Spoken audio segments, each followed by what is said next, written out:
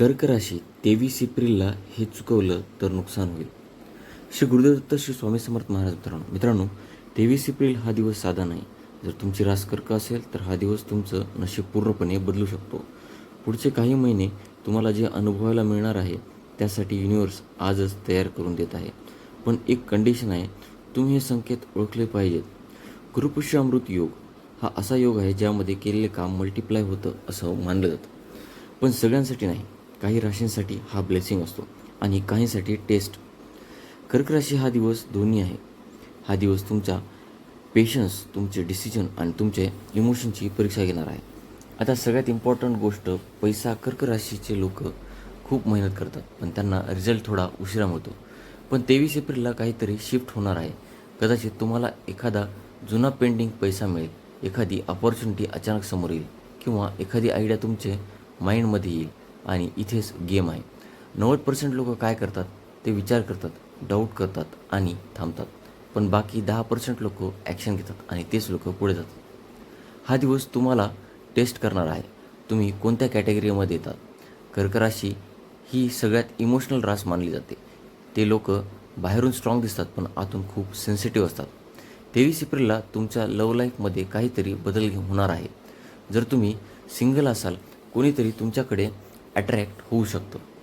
जर तुम्ही ऑलरेडी रिलेशनशिपमध्ये असाल, एक ट्रूथ बाहेर येईल आणि हा ट्रूथ अनकम्फर्टेबल असू शकतो. पण लक्षात ठेवा, ट्रूथ नेहमी डिस्ट्रॉय करण्यासाठी येत नाही. कधीकधी तो तुमचं नाव मजबूत करण्यासाठी येतो. हा दिवस तुम्हाला एक गोष्ट शिकवेल, इमोशनवर कंट्रोल ठेवणं. करिअरच्या बाबतीत हा दिवस तुम्हाला क्लॅरिटी देणार आहे.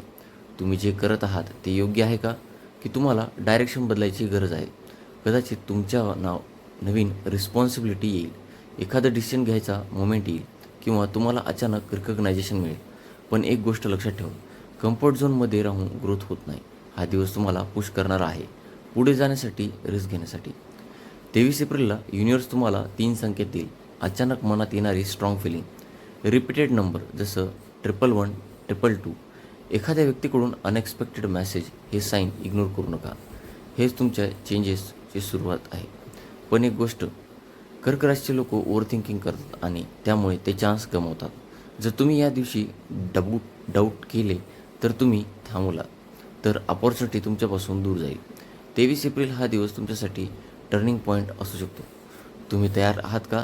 कमेंटमध्ये रेडी लिहा जर तुम्ही या बदलासाठी तयार असाल. आणि हा व्हिडिओ शेअर करा त्या प्रत्येक कर्क राशीच्या व्यक्तीला ज्यांचं नशीब बदलणार आहे.